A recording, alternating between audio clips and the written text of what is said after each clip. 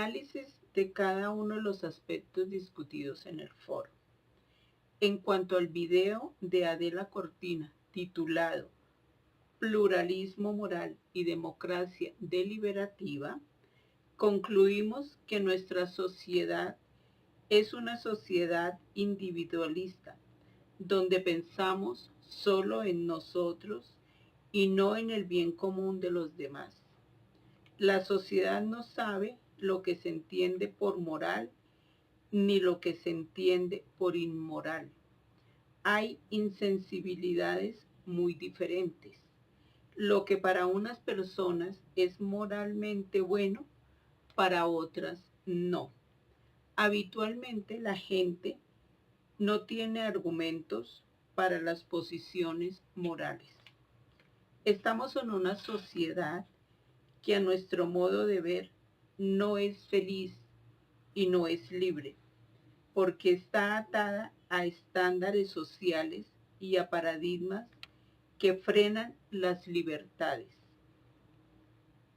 Individualmente, al contrario, tenemos una sociedad pluralista, según Adela Cortina, y no lo que debería ser una sociedad humanista, basada en unos mínimos de humanidad con unos mínimos de justicia. Hablamos de justicia cuando nos duele lo que nos pasa a nosotros y a los demás. La justicia no es una aspiración, es una exigencia.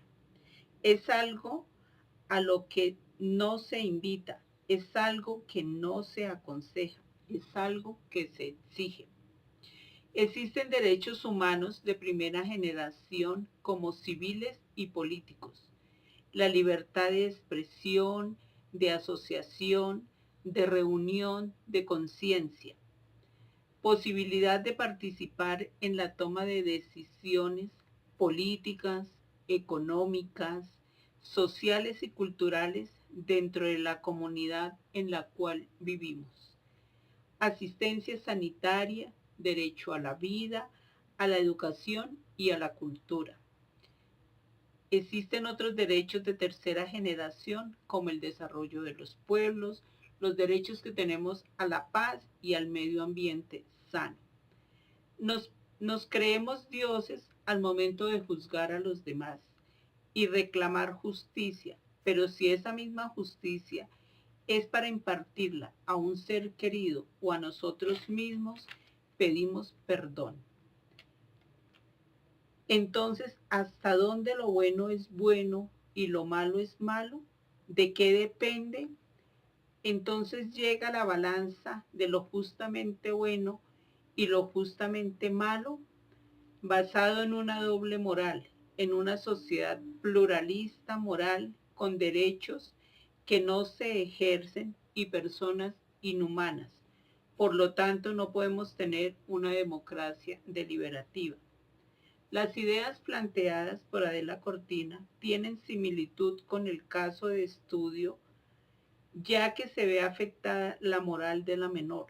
Las personas que cometieron la violación no tienen ética, ni mucho menos sentimientos morales.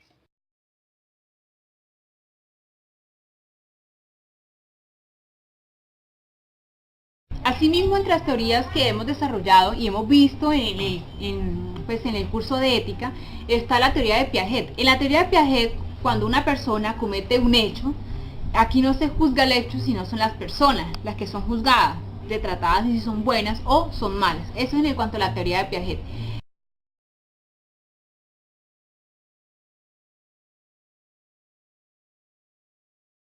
Pues bien, en la teoría de Colbert nos encontramos que aquí son las personas las que reciben esta clasificación, sino sus acciones, donde la toma de una decisión es fundamental para designar lo correcto o lo no correcto, que están medidas por un resultado. Es aquí donde las dilemas morales entran, la percepción que se tiene de moral. Si para mí para mí una acción puede ser buena, para otra persona esta acción puede ser mala. Eso depende mucho en los niveles o las pautas de crianza que hemos tenido, las creencias que tenemos, los conceptos, las ideas que tenemos frente a lo que hemos vivido y lo que estamos viviendo en el presente. Digamos que la teoría de Colbert y su incidencia en el actuar humano ha sido una de las teorías más que ha generado más controversia por lo mismo, por la división de la moral en escalones, ¿sí? Ya que el poder educar al hombre frente a la moral para que éste actúe moralmente es muy difícil. Pues bien, de eso se trata esta teoría.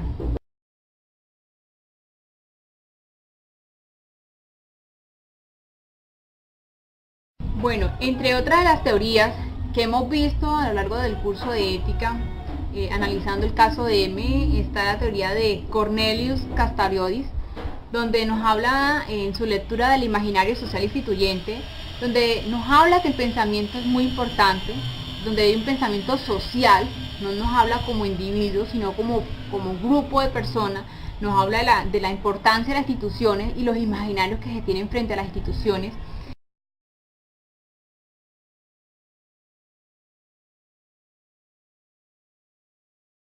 Otra de las teorías está la de Guillermo Hoyos Vázquez, donde nos habla de la educación y la ética para una ciudadanía. Nos habla de cómo debe ser esa ciudadanía, de cómo debe ser esa educación para ser el ciudadano que debo ser en una sociedad que mucho lo necesita.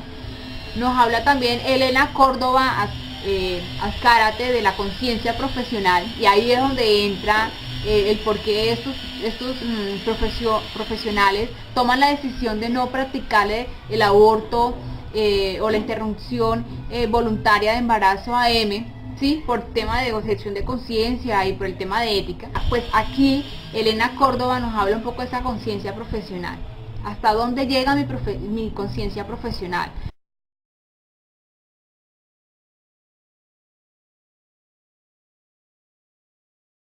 Está también otra teoría, está la teoría de Adela Cortina frente al tema de la sociedad, y ella lo hace de una forma, lo explica muy fácil y muy realista. Es que destina a la sociedad que está movida por una serie de plagas, que ella la llama como las 9 plagas de Egipto.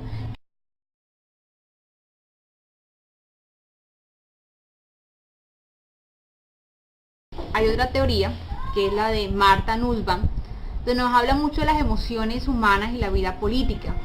Nos habla mucho frente a que las emociones no son un impulso gratuito, son un modo de deliberar sobre asuntos de importancia, normales o no normales.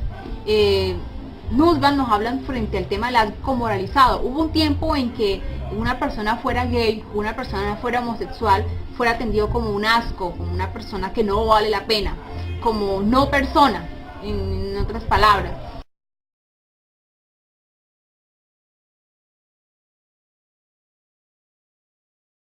Bueno, por último tenemos una de las teorías de Adela Cortina frente al tema del pluralismo moral, pues haciendo ya la distinción entre la ética y la moral. Las dos en sí quieren pues, tener el mismo significado, que es de costumbre o de carácter. Entonces digamos que van de la mano las dos. Adela nos comenta o nos dice que necesitamos 2 niveles de reflexión y lenguaje. Uno de ellos se mueve en el nivel de la vida cotidiana, ¿sí? Y el segundo en el nivel de la reflexión filosófica. ¿Qué tiene que ver el primero con el segundo? Pues el primero en la vida cotidiana es que aplicar lo moral en la vida cotidiana depende de la crianza que ha tenido esta persona, de las percepciones, de cómo ve el mundo, de cómo ve lo bueno y lo malo, ¿sí? ¿Qué es lo éticamente bueno o lo éticamente malo? Son las percepciones que tienen las personas frente al mundo. Eso sería como aplicarlo a la vida cotidiana.